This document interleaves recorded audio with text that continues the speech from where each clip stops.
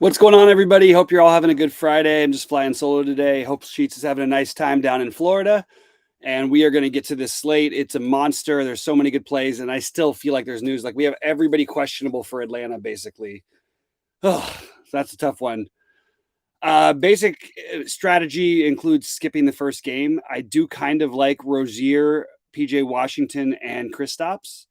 But I think that if there's going to be guys out on the Atlanta side, just buying that extra bit of time if we don't have the news is probably worth it to skip this game entirely. Just because if you get multiple of those 6 questionables for Atlanta out, you're going to probably want that over anything you'd want in the first games. If you want to make the spend up for Kristaps, I don't mind taking that shot. Been shooting the ball well, been aggressive, and it's a good matchup. So again, he and Rozier would be the obvious ones. PJ Washington, again, I think we find better stuff later on, but I certainly don't mind those guys. Just the first step to sort of breaking down the slate. The guys I'm overweight on right now, I still am overweight on Zion. Probably going to lower where I am now. I'm very overweight on Mobley. Probably going to be lower than where I am now. Overweight on Booker. Davion, I'm sorry, not Davion. Donovan Mitchell, just the price has got me. I have more Jaylen Brown than I expect the field to have. I have some Klay Thompson, some DeMar DeRozan, CJ McCollum. Basically focusing in on the New Orleans game with the Spurs. I'm playing some Trey Jones, and then trying to get a little bit of back and forth elsewhere. I like Chicago, and maybe play Klay with either DeRozan or Levine. Even Vooch, I don't think is the worst play in the world. I think that's a route you could go with what you're doing. And I think we're still really waiting on news from Atlanta. So I like one thing that stands out to me is that everyone's projecting Jalen Johnson to be this point per dollar play. I don't know why it wouldn't be Jarrett Culver after the last game. So, and I am trying to force in some value, especially in the later games. Like this Ish Wainwright thing is totally skeptical, but using him as a placeholder when I'm playing multiple late games. So where I'm playing like Devin Booker, I'll play him. I can get some 2v2 swaps, things like that if I get news late. And most of my games are starting at 8 p.m. again tonight, unless the Atlanta game, which becomes a very stackable game if you get those guys out for Atlanta. So pop on your thoughts and your questions and everything. Yeah, it was a rough one, Rich, because I all I needed, I think a Gabe Davis touchdown in the last drive. I know that's a lot to ask for, but I think that gets me the win. I think I ended up 30th, but in the 222, and I would have probably won the tournament had he had caught that extra touchdown, because there wouldn't have been a way to get the exact guys in price wise, and basically everything else was the nuts, including like the 7% owned James Cook, who is in 2 out of my 3 lineups. Yeah, that was a little bit frustrating. Pop in questions, pop in thoughts. That's sort of what I'm doing. There's a long list of guys I'm considering. At the top of the list are Sexton. This is DraftKings. Sexton's an easier play on FanDuel. Jarrett Culver. The whole Atlanta situation is a question mark. But other guys who I'm not playing currently, but looking to think like I'm considering: Smart, Holiday, Kyrie, PJ Washington, Keldon Johnson, Porzingis, AJ Griffin, who I am playing a little bit of anyway. Siakam, DeJounte Murray. That's if there's no. I mean, obviously, if Trey's out, then obviously he's a great play. Jokic, Jamal Murray, Ish, Kelly Olynyk, and Larry Nance. That's my list of TBDs that I'm going to decide in this last half hour, depending on what other news we get. It's been a weirdly quiet day, and maybe it's everybody had the day off yesterday and coming off of a couple of multiple days off where everybody had the day off on Thanksgiving. Maybe you've got some teams that feel more comfortable going out there. There's a lot of teams playing tomorrow, but really that only becomes a factor if there's a blowout, because everybody's going to try and win right away. So I'm not trying to predict as many blowouts, with the exception of what bothers me about this game with the Suns and Houston is I am worried about just an absolute massacre. And if that happens, that's going to make my Devin Booker play not look so good. Although he put up 68 and 3/4 the last game, so I don't expect him to shoot 20 for 25 again, though.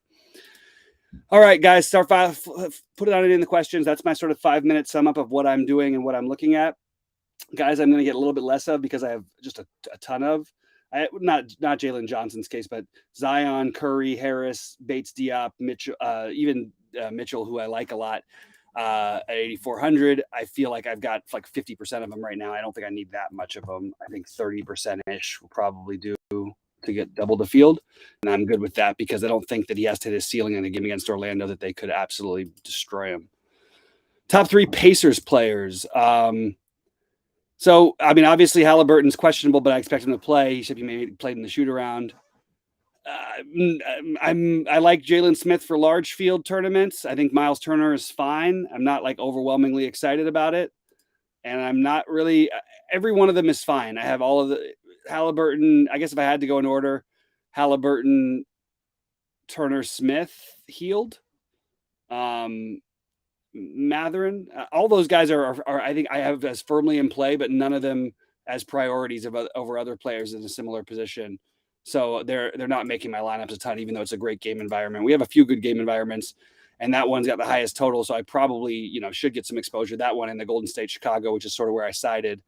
Maybe because I knew what I could do with my players real easily. It's easy, like LaVine Clay or LaVine Steph, DeRozan Clay, Vooch Clay, Vooch Steph.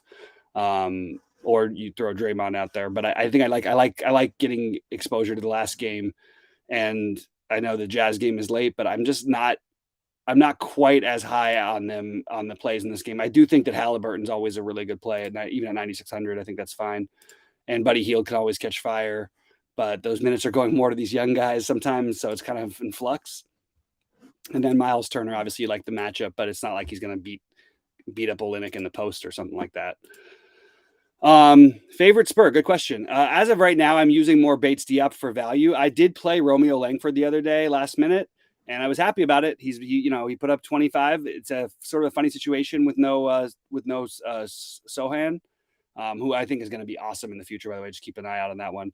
But Roby, I have Bates Diop, then Trey Jones, then Collins, then Roby, then Keldon Johnson. Those are the 5 guys I'm looking at right now. And I think if you're playing 150, those are probably still the guys I'm looking at. Maybe get a little more Roby. What scares me, the Roby thing, it just feels very like, okay, maybe he plays like 22 minutes and maybe he plays like 0. I don't know, man. It feels very fishy, but so when I'm running a little stack there, I have like either Zion or McCollum with either Keldon Johnson and Bates Diop. Just as a little mini stack is the way I'm running it right now. Wagner a lock? Absolutely not. He hasn't started in this spot yet. And he had a good game and a horrible game. You really don't know what you're going to get from him, but you could play him. I'm not particularly interested in him. Some minutes are going to go to him. Some are going to Schofield.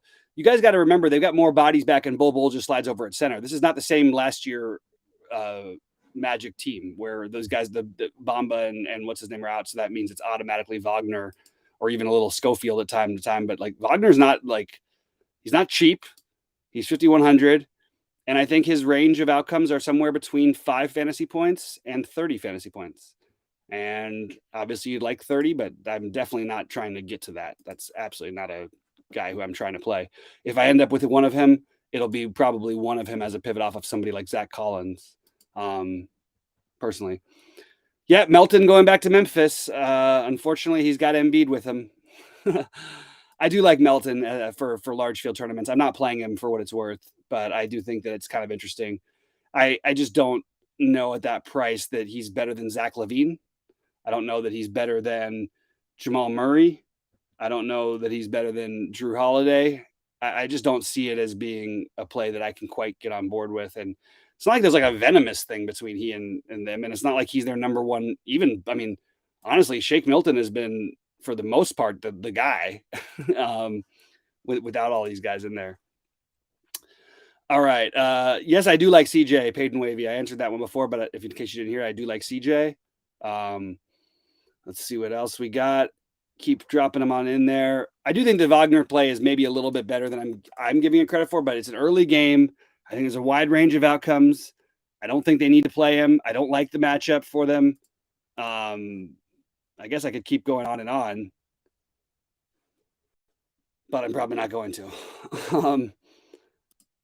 He's probably a fine large field play. Like maybe if I played 150, he gets into a few of them. That's about where I'm at on him. I'm just trying to figure out where he's projecting. See if I'm maybe not missing. Like I'd rather play Larry Nance cheaper, and I think he's probably got the same outcome most of the time. Wagner. Yeah, I got him projected for 20 fantasy points. Pretty terrible. But again, he has games weirdly, but I don't think this is the night for it. All right. Well, there aren't great values right now because we have all these question marks in Atlanta. So it's really more of a middling build type of slate to answer that question. That's why I named at the top all the guys that I'm playing. I have a lot of placeholder guys like I expect to change, like Seth Curry. I have Bates Diop a lot. I have a few Roby long shots. Zach Collins is not quite cheap. Jalen Johnson, but I like Jarrett Culver as a pivot. Nobody that's too exciting. Certainly nobody from the first game. So I'm gonna wait to see what happens with Atlanta and those 6 questionables because that's probably going to dictate where you get your value from. I think LeVert for a blowout is an interesting angle to take. Yeah, I do. I think he gets those minutes, and I like him off the bench anyway better. So I could get behind it. I think it's a large field tournament play more than it's a regular one, but I could definitely see a path here where LeVert has a really, really big game. And I don't mind getting some exposure to that. I think that you're going to hope for the blowout, but you're hoping his second unit is the reason why. It's not going to project well. He's not going to be that popular. And I think that it's not entirely chasing because we know what he's capable of. So he's not on my priority list, but he is a guy I have a little bit of exposure to just playing the blowout, but very little bit for me. All right, let's see what else we got. Other plays that I've got in my main lineups. I mentioned Mobley. Again, I like Jaylen Brown. I like DeMar DeRozan. I like those mid-tier guys in that 8K range. I like Clay tonight. I like CJ. I like Zion where I'm not playing CJ and CJ where I'm not playing Zion. I like Booker, but I'm a little nervous about the potential game script. And I wish I could find a run back that I felt comfortable with, and I don't have one. Donovan Mitchell, I mentioned, Trey Jones, Colin Sexton. One guy who no one's talked about, who I think, has been just pretty terrible, is Fred VanVleet. It's a matchup that he's had monstrous games in the past before, and I think that you could take a shot on him too. I've got him at like 10% right now, but this might all be for naught because we might be playing DeJounte Murray by the end of the night. And I think there's some argument for Cam Payne too, and that's a weird one, but I think that he does have a ceiling, even if we haven't seen it as much lately. Because I mean, let's just face it, Ayton and Booker go that nuts. It's really hard to get anything going. I honestly don't understand the Dillon Brooks part of the reference, Sam Destu. I wish I did. I understand what's happening with the whole Kanye thing. Who it just is a horrible whatever. It used to be my favorite artist, and I don't know. I don't really want to get into it, but I don't know how it. I have no interest in Dillon Brooks, no matter what, unless Ja is out. So, and even then, I don't think he's that good of a play. So I don't know what it affects for Dillon Brooks. Am I missing something here? I don't know. What am I missing, guys? Just let me know what I'm missing in the Discord about the Dillon Brooks part of Kanye. Devin Booker. I thought it said D Brooks. No, I don't think that has any effect, especially on it. What would it affect? Is it going to make him play worse? I can't see why it would. The guy's just been going completely nuts. If anything, if there was a weird bold call you want to take from it, maybe take it that, hey, Chris Paul surprise suits up tonight. I don't know. I don't think it's going to affect Booker. I don't know how that's going to affect Devin Booker. It's not like I don't know.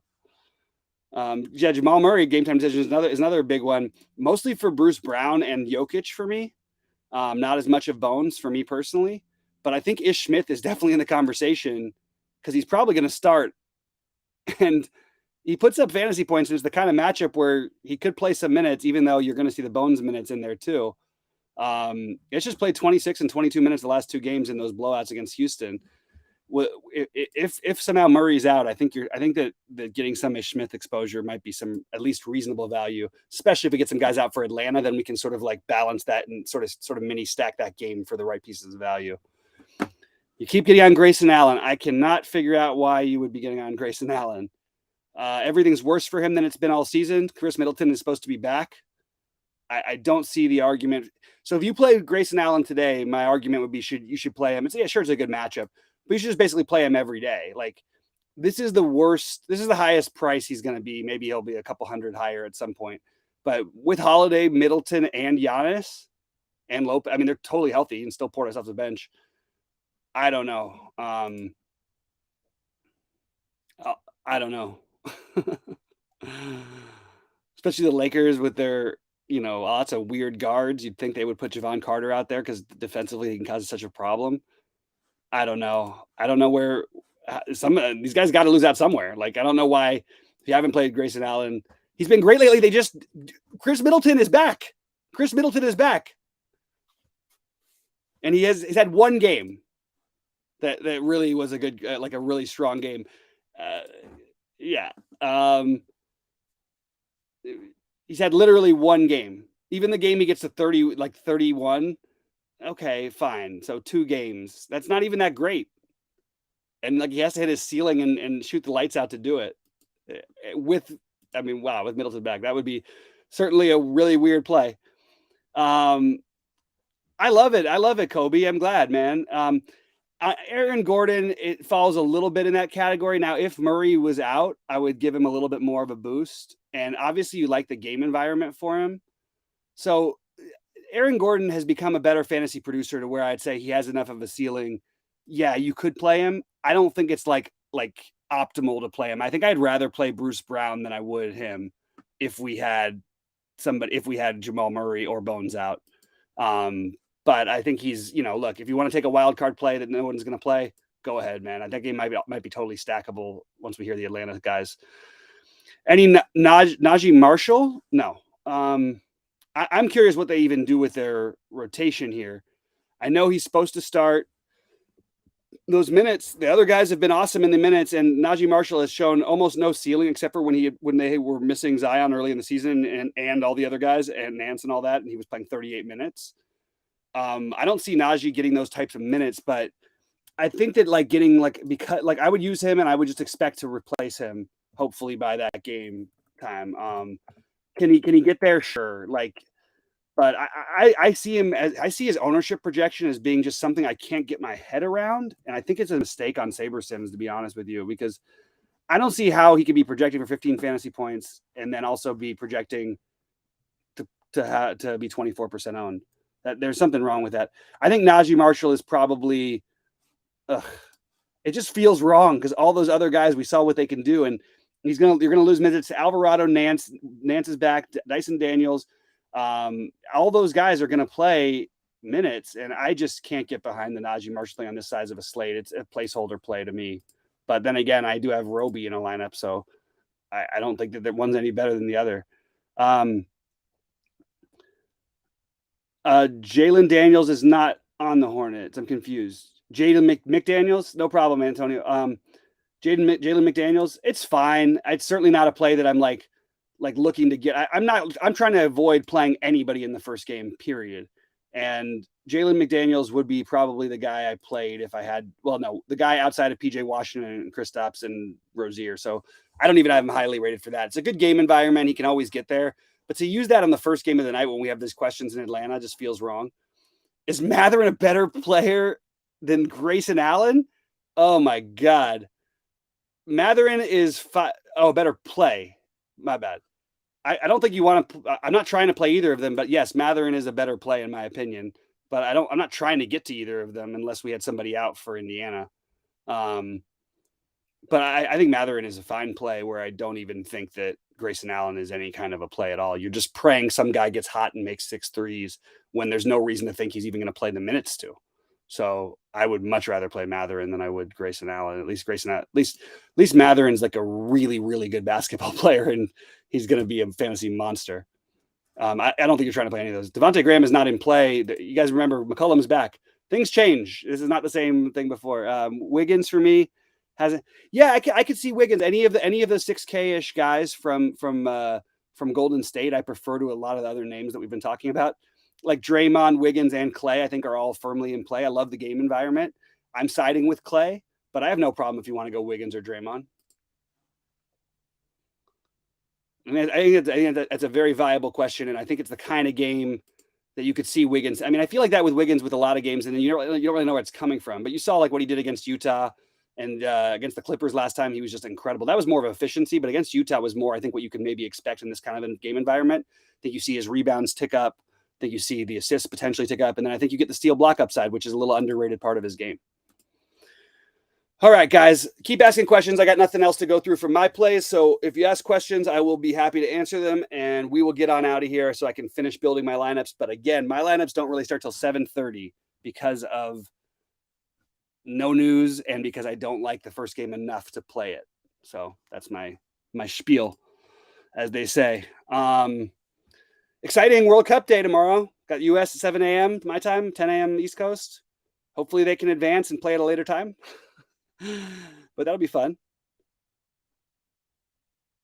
It looks like things are drying up. But guys, as always, I appreciate you all. Would you please click the like button? I'll be in Discord, happy to try and answer anything. And again, leaving it on here for about 30 more seconds before I turn it off if there's no more questions. But I appreciate you guys very much.